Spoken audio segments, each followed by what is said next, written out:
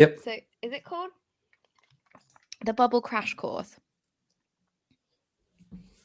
Bubble Crash Course, yeah. Yeah, that's the name of it. 3, Okay, 2, off you go. 1, and we are live. Hello, everybody, and welcome to the Launch No Code podcast. I'm your host, Natalie, and today I have with me Kieran Ball. He is the founder of LaunchMBA and also the founder of Bubble Crash Course. Welcome, Kieran. Hi, Natalie. Thanks for having me. Happy to be here. Great. Well, thank you so much for joining us. And I'm going to start off with the same question that I ask all of our makers, really, which is, what brought you into this bubble that we are now calling no code? So I discovered it in October 2019. Prior to that, for decades, probably at least 10 or 15 years, I had been trying to start startups my whole time, side projects and side hustles, and I could never really make anything stick. I tried learning to code several times. I tried hiring developers. I tried finding tech co-founders, and I had tons of ideas, and just nothing ever happened because there were too many barriers in the way. I never had enough conviction that my ideas were going to succeed. And in hindsight, I was right. They were all terrible ideas. But I just really wanted to be a maker and I dreamt of like being able to code and just put stuff out there whenever I felt like it. So when I stumbled across, I think it was Glide Apps was the first thing I found, and I was immediately blown away by it. In my past career, I was like an accountant, so I used spreadsheets a lot, and so I wanted to be able to build an app based on a spreadsheet because I can do like cool stuff with formulas, and I like doing that. So Glide Apps was a really good starting point, and then soon after I discovered Bubble, and I immediately saw the amazing power that it had, and just started making stuff and never stopped. Amazing. And I think what's great about that story is that actually it was part of your background that led you to the tools that you started with. And I can definitely resonate with that. Coming from a marketing background, a lot of the stuff I started on was, MailerLite and MailChimp I was using years and years ago and building landing pages on those sorts of things. And I sort of progressed because of being on CRM, whereas your accounting background led you to focus more on Glide. So what are the first sorts of things that you started building using Glide? I think I just started. Actually, no. The first thing I built was I'd had this idea for years of some kind of accountability app, like help me with like procrastination and things like that. And so I built this app, an app every day, and you built up a streak, and then other people could log into it and also be logging actions every day towards whatever their goal was, and build up a streak. And it worked. It worked fine. And so I got like a few of my friends on it, but like just like everything, people did it for a few days and then they dropped off and just didn't keep it up. But that was like the fact that I could make that hard as well. I just found super exciting. Amazing. So those are kind of like a few of the projects in the early days.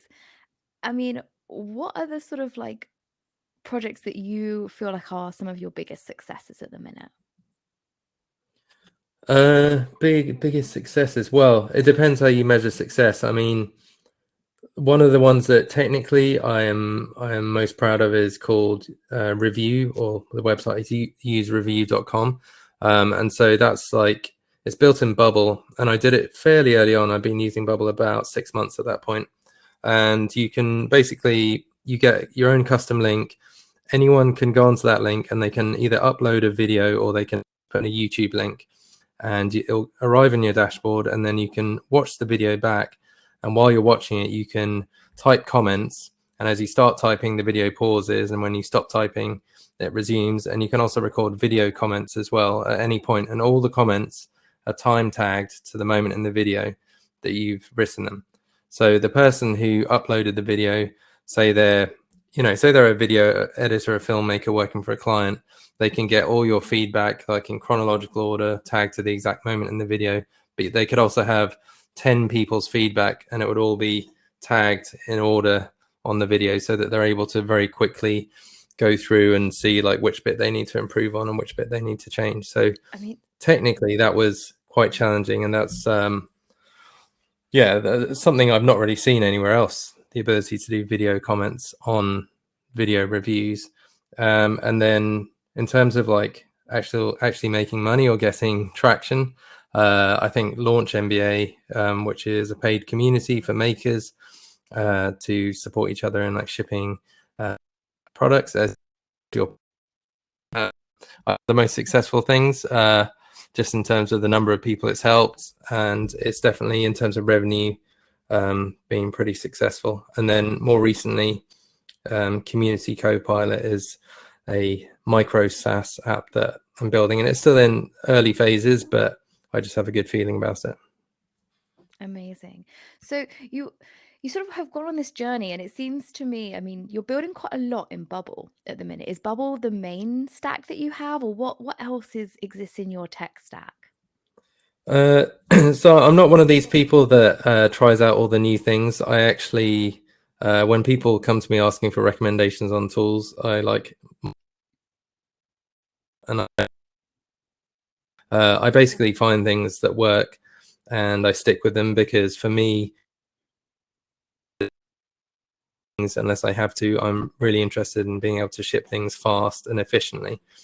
So once I know how to use something, if I like it, I will stick with it through thick and thin. So generally, I will just use Card for a landing page. I will either send the data from that to Airtable or to MailerLite, and then I'll use like Zapier to do some other awesome stuff, and Integromat, and then Bubble for more complicated projects. Amazing. And I think that's a really important thing for us all to reflect on, is our goal to learn more tools, or is our goal to launch more products? Because only when you become efficient at using a tool can you then create products with it. So perhaps the more tools we learn, the harder it actually gets to ship products. I mean, what do you think? I think there are people who just seem to be able to pick up tools really quickly, and they love testing the boundaries of them and then moving on to the next thing. There's one guy, Dominic Norton, who is Mr. Hackathon, I think, on Twitter, and he seems to learn a different tool like every week, or like 2 tools a week, and then he'll ship a product within a day on that tool. And yeah, he has an incredible breadth of experience and knowledge of all the different tools, and I think that for him is like a superpower, and it will mean that he will definitely find success, and he'll be able to find the best tool for the job. Whereas there are other people like me where I think it would take me longer to learn all those different tools, and so I prefer to just stick with what I know as long as it's working for me. So I think it can work either way. Yeah, and I think that's a fair point, and we could look at it from this whole idea of being a generalist versus an expert in the tools of no code, and that's no different to any sector, whether you be a marketing generalist or a specific brand expert, marketer. It's kind of this similar thing, and I think there is a place for both of those sorts of practitioners. And so now I'm a little bit more interested in going a little bit deeper into some of these products that you talk about being the most successful that you've had. Now, the first one I want to actually talk about is Review. Was it Review that you said? Yeah, which actually I find that absolutely fascinating, because I can see a real use case within the sort of video editing, particularly, short commercials or media or marketing or things like that. In terms of, so the product's functioning, and is that all built on Bubble? Yeah, it's all as a couple of like custom plugins, but they're Bubble plugins. So yeah. Yeah. And in terms of getting that to market, are you charging for that at the minute? Are you looking at charging for that, or looking at taking that further?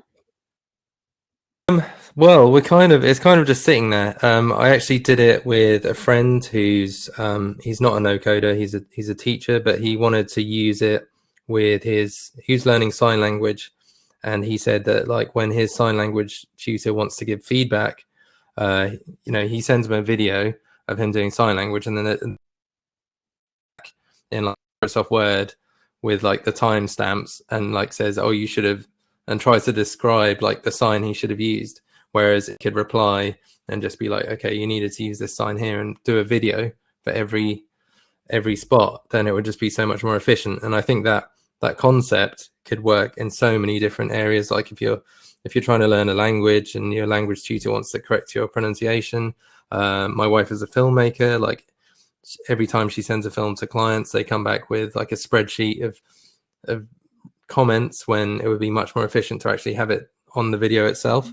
So yeah, I think there's tons of use cases, but we just never really, I don't think we pushed it hard enough. So we never really found anyone willing to pay for it. And the other thing is, I mean, to be honest, when you're doing stuff with video, it is hard because you're dealing with large file sizes. You're dealing with like relatively complex stuff compared to other things you could build in Bubble. So occasionally stuff does and stop working. And for me as a no coder, I don't really have the skills to fix them. So then I have to like lean on someone else to try and fix it. So it got to a point where I just felt like I was a bit nervous about getting actual paying customers on it, because I felt like although the product for the most part works pretty well, there were just some things that were a little bit hacky that didn't feel particularly smooth enough. And perhaps that's a sign that, you know, the need wasn't great enough. Yeah, I mean, reflecting on that, I think there are many of us makers that build products that we are not 100% confident in, and therefore don't feel that we have the confidence to therefore market it well enough. Because I mean, if you don't believe in it yourself or believe it's good enough for a market, it is difficult to get that out to market. And we have to think about that limiting mindset from all of us. But I would say I'd love to have a look at that product and consider whether it would be something that would help people in my network as well, because I think it's a great idea. So I suppose moving on to the more successful launches that you've talked about, what do you think the main difference is? Say, for example, with, yes, you found a great product like Review, but weren't quite able to ship that in a way that was profitable, compared to, let's go with LaunchMBA. What do you think were the things that made that a successful launch? So I definitely become a convert to the like audience first or the customer first approach, which Arvid Carl talks about. And I think without knowing it, I did do that with LaunchMBA, whereas with Review and a lot of the other products I made before that, I really was just plucking ideas out of thin air, or coming up with ideas where I person and I'd interpreted what they said as being kind of a problem that I could solve, and then coming up with an idea and kind of forcing it onto that problem, and then also not really doing much marketing, or not really understanding the need to do marketing or business development afterwards. So like I just kind of put it out there and hoped it would succeed. Whereas with LaunchMBA, that was the first time I actually tried just shipping a landing page first with a price on it and asking people, like heavily implying this is going to be a paid thing, are you interested? And then it got on, and it actually, I think it went into a couple of like big newsletters even before I'd done anything. I just had this landing page with a price, and then it got picked up by a couple of no-code newsletters, and suddenly there were tons of people signing up. And that made me think, okay, so something I've made on this landing page is resonating with people. The next step is pay. And yeah, I got the first cohort of people. I think I sent out like 40 invites, and like 35 people like paid and joined, and they paid $99 each, and I just couldn't believe it, because the community didn't really exist. Well, like of course it didn't exist, it didn't have any members, but the actual like infrastructure didn't exist either until like very shortly before that. So it was yeah, it was like a very scary thing to do, but the fact that I had validated it and meant that I just didn't waste any time. I knew that people wanted it, and I had the motivation of having money down, which just made me like want to make it the best I possibly could. Because I really think now, if I do any products and I haven't got people to pre-buy it or commit at least, I know that my confidence in the product is going to wane at some point, and that will make the product less good, just because I will be all the time thinking, am I going to be able to monetize this? Do people really want it? Should I be working on something else? Oh, look, there's another idea that I should work on. Maybe I'll monetize that instead. So I think key differentiator, and that's what I've done with the other successful products since then. Yeah, I mean, I can reflect back on my journey, and I remember the day in which I landed on your landing page, and it was the fact that it spoke to me. It said something along the lines of, if you are somebody who learns from experience and you want to just build and ship things, join us. It was something along those lines, and I just read it and it resonated with me.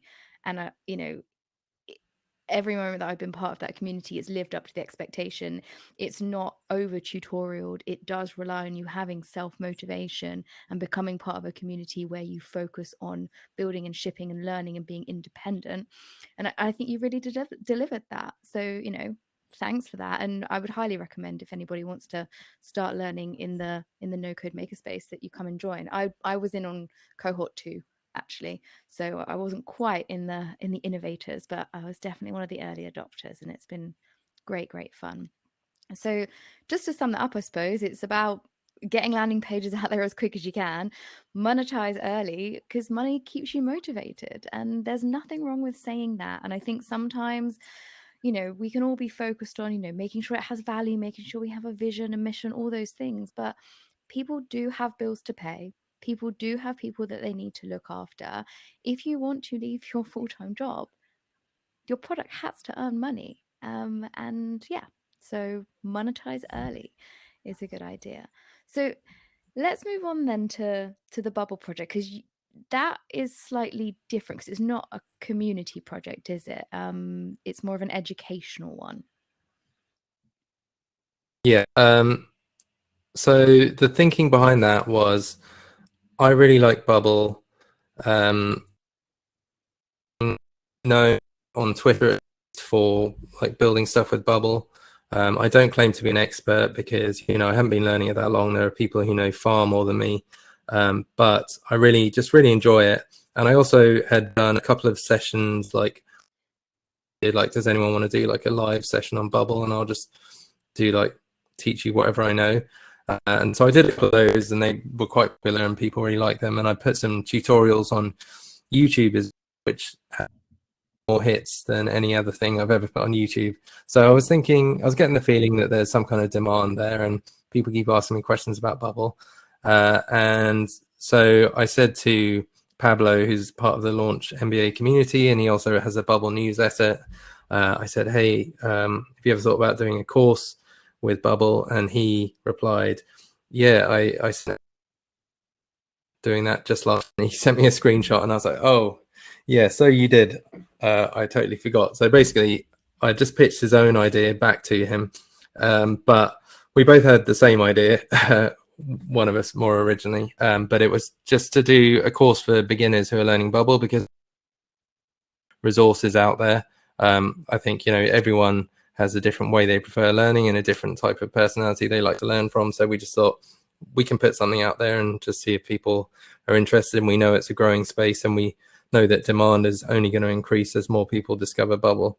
So again, we before we'd done any recording of tutorials, we just made a landing page on Gumroad, and then just started pre-selling the course. And that was a really good move, because just like LaunchMBA, it gave us the motivation to know that there were people who actually wanted what we were doing. So then we put extra effort into making the course good. And I think, again, from a marketer's perspective, I just loved the visualization that you gave on the front of your, I don't know who came up with that, but the coffee pods, like shots of yeah, learning. Well, I was trying to do a kind of riff on the trend, which I think Janelle started to digital product look like it's a physical product, and I think you used it as well for freelance Notion. So I was going to kind of do a Mickey take of that. I was going to get some totally random product, like a laundry detergent bottle, and just have the thing on it. But then I found a stock photo with the coffee pods, and I thought, okay, that's quite cool, Yeah. because you're going to need a lot of coffee if you're learning Bubble. Yeah, and also I kind of thought it was like little pods of shots of lessons and things like that. I think there's, quite a lot you can get from that visualization, which was awesome. And just reflecting back on, not becoming an expert, I think the word expert is such a difficult word because it doesn't actually mean, it's like success. Like, what is an expert? What is success? There's not really any definition of this. And I think it's worth pointing out that, when you are teaching or helping or advising other people, if you have had even a little bit more experience than them, you can teach and share and help people understand things better. And I think what's worth pointing out as well is that sometimes makers that are far more advanced than you sometimes forget how to communicate with people who are right at the beginning of their journey. And I think it's very important because your course is very much focused on those people who want to start out on Bubble. Is that correct? Yeah, absolutely. Yeah. I wouldn't try to make like an intermediate or advanced course, because I think I would not be, I would I would get loads of stuff wrong. But yeah, being a kind of recent beginner, I felt like I can just help people to overcome the hurdles that I had to overcome, but quicker. So stuff like, custom states in Bubble is always, when I first discovered that, I was like, what on earth is this? It sounds horrible. And then I researched it and I realized actually they're brilliant, and now I use them all the time. So I did a video on that and just explains, like, in exactly the terms I would want to have heard like a few months before, like, this is what they are. Don't be scared of them. They're actually really useful, and they're not that complicated. So I tried to take that approach with the whole course. So yeah, it's definitely focused on people who are complete beginners. But by the end of it, I think you can pretty much build anything. So you'll be like similar standard to me or Pablo. Yeah, and what's actually, that's quite reassuring, I think, for some of us, because I've never touched Bubble myself yet. And I actually was unaware that your course was focused more on the complete new beginner. And actually, that almost makes me want to focus a little bit more on maybe purchasing it. So, the one thing I would say about Bubble, though, is I feel like it does take a little bit more of an investment or a learning curve than other platforms. What do you think? Yeah, it does. It's not as bad as the kind of rap it gets. It's really the interface can be a bit daunting at first, but it's really a kind of a few simple tricks and understanding a few simple things, and then you're away and you can start sending stuff to the database and back. So like, if you're using something like Webflow, which personally I find really complicated and I struggle with Webflow, but if you wanted to send like information to your database, and then you plug in Airtable and you got Zapier, and there's actually quite a lot of complexity there, which people for some reason seem to find simpler than going onto Bubble and making a site. Whereas I think the opposite. I think on Bubble, like, you can have like user accounts. You straight out the box, you have user accounts. You just need to create like an email and a password box and a login button, and your user is now logged in, and that's all like taken care of. And then a log out button, and they can log out, and then put a few data things on the page, and they can update the database, and then only see stuff that they should be able to see. And it's like super quick and simple. So I think it's got a bit of a bad reputation, and some of that's to do with like the responsiveness, because it's completely like free form. You just get a blank page and you can drag stuff anywhere you want, and people think, okay, I'm going to drag it there, and then they preview it in their browser and it looks totally different, because the browser window is a different preview screen you get in Bubble, the designer screen. So it just, everything stretches out, and things that weren't quite lined up on your screen suddenly magnifies that difference, and it looks really bad. So, but if you understand like a few basic principles, like make sure you line everything up exactly to the pixel, and there are easy ways to do that, then things will start to look like how you want them to look, and then it's just kind of fairly easy going from there, I'd say. Wonderful. So the next topic, and I suppose this is probably our final topic we'll have a chance to cover, is the community co-pilot. What is this? What are you building? What is it built on? So this is like, yeah, very exciting project. So essentially, you know, I had all these ideas, I've been putting them out there, but the reality was I had no real pain points in my life that hadn't already been solved by someone else in a very effective way.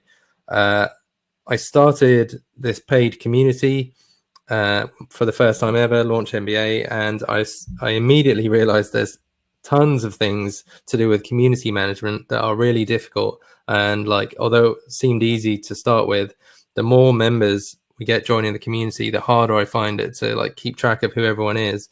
And I really want to remember who everyone is, and I want to be able to like jump on a call with people and like say, oh, you know, you that. I want to see like who's active and who isn't, but there's just too much to do to be able to keep track of all this stuff. So I came up with the idea to have like a kind of CRM slash analytics tool for community managers.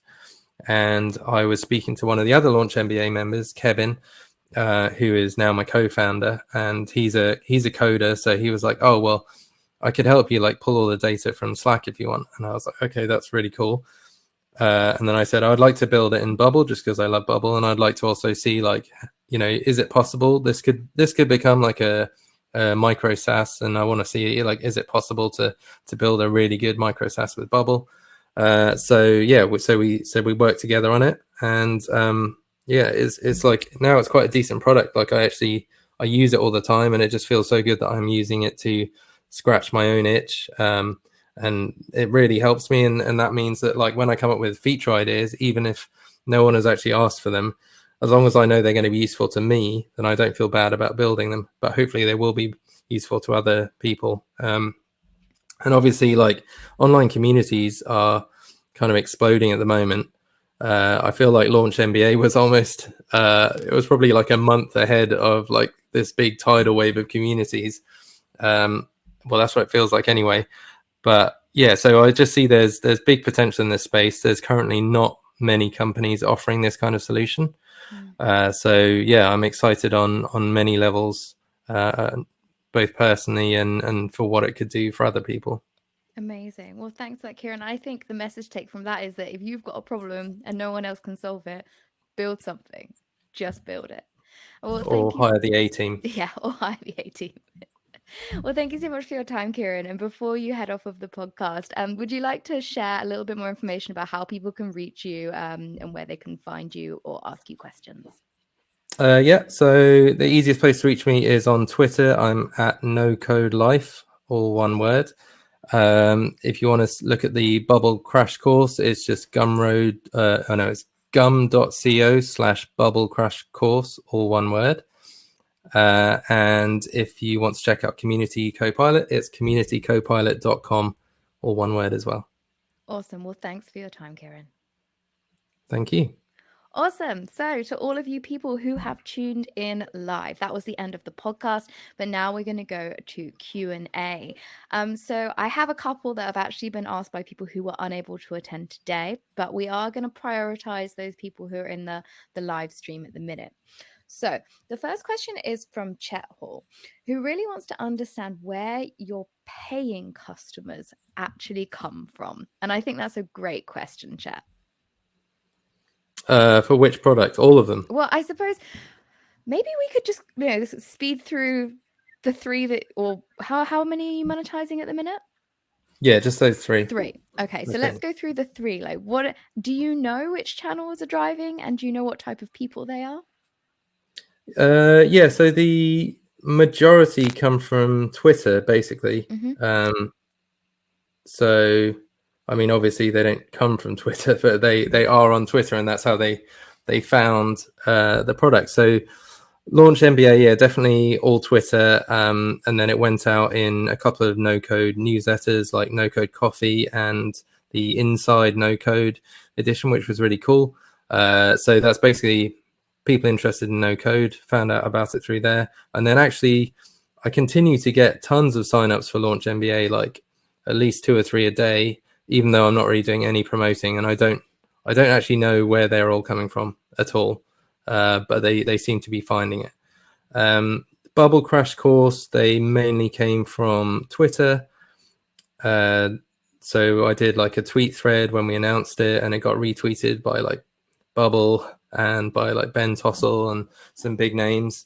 So that really helps. And I just think people in the no-code space, a lot of them want to learn Bubble. And Community Copilot, again, that was Twitter. We got like a few people actually, pre-ordering, getting like a lifetime deal and pre-ordering it. One of them was Rosie Sherry, which I'm really proud of. And that was, again, all from Twitter. So I did spend, like a year or so kind of building an audience on Twitter.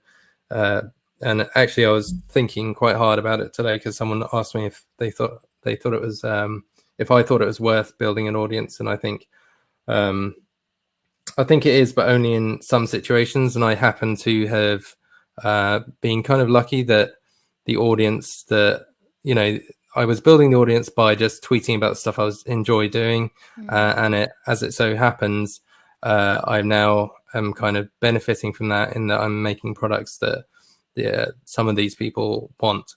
So I think it doesn't always work for everyone, but in this situation, it has worked. So yeah, Twitter has been absolutely fantastic, but you can't really discount like the thousands of hours of work I put into writing tweets, which I think I could have easily done just as well if I'd been sending out cold emails instead. I think it's interesting. I mean, that is the difference between the outbound and inbound approach per se. And, KP and I were just talking about that in the last live session. And it's very much, if you put out the products that you want to sell or the messages that you believe in, you will actually attract people that naturally believe in those things yourself. And rather than trying to impress anybody, just be yourself and keep building, and people will be attracted to you. And I think you have a very distinct way of shipping things. Like, I mean, when I joined LaunchMBA, it was kind of like 12 in 12 was kind of our challenge. And I mean, what made you think about, having this mentality of shipping lots of projects fast? Like, where did that come from? That was, partly because like I had just tons of ideas all the time, and I was getting so many that I just wanted to get them out there. So I just tended to launch them, do very minimal like promotion and see if it got any traction. And I don't necessarily advise that you do that, because I think some of them potentially could have been good if I got them in front of the right people instead of just doing like one tweet and then forgetting about it. But along the way, I also, if you don't have a really good idea of what problem you want to solve for what customer base, like I didn't, then actually launching tons of different things for different markets and different spaces can give you a real good feel for like what kind of audience respond to these kind of things. Where is the demand? Where are the real problems? And some things that you think must be really big problems that people need solving turn out to be like no one's interested. But then another thing where you just write, a short post and put it out there and loads of people respond. And suddenly you're going off down a path that you didn't even think of before. So it was kind of a scattergun approach to finding an idea, but I don't regret it because I learned a load from it, and I really think it's a good exercise for people to go through. Sure. I mean, I can relate to that kind of posting one tweet on Twitter and then all of a sudden it goes crazy and you're like, oh, okay, maybe I should build something here. And I really like that mindset, and I think it's been nice to be part of the Launch MBA and have other people that are willing to kind of pivot to the trends that are just kind of happening around you. And it's rather than being told you should focus on what you're doing and keep only going in this one direction and have all your focus there, actually having other people around you to say, actually, yeah, you should jump on that while that's hot. There's momentum there, embrace that. There's obviously like things that you need to build for those people. So that's been a great experience from my perspective. Right, let me have a quick. Okay, so I do have a question from Sarah, who couldn't make it today, but she did want to ask you, at what moment, or what was the moment in which you decided to just build Launch MBA, and where did that come from? I think it's because I just love Nocode and I love building so much, and I was just so excited about it. And I was aware that there were loads of people who were like joining the Nocode movement on like on Twitter, and you know, I'd see a few tweets from them, but I would never actually see them launch anything.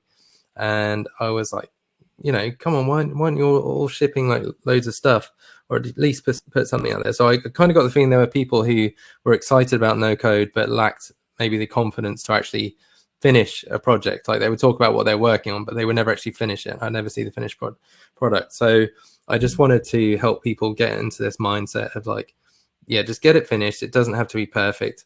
Get it out there, see what happens, and then move on to the next thing. And just keep doing that until you find something that gets traction. And then so I just wrote like, it was basically like an essay of what I believed what LaunchMBA could be, and I sent it to like my brother, and I sent it to a few people in the no-code community, and just said like, what do you think of this? And they really liked it, and that formed the basis of the landing page, pretty much word for word. So yeah, it was just a case of like when people really started resonating with it and saying they wanted to join and they wanted this to be reality and that they needed it to happen. That was when I thought, okay, I need to do it. Amazing. Well, I think that's all the questions that we have for today. So thank you so much for your time, Kieran. After this, when I click hang up, it is going to stop the stream and stop our Riverside FM. So yeah, just thank you so much for everything that you're doing for the space, for the community, and for coming on today. Awesome. Thanks for having me. It was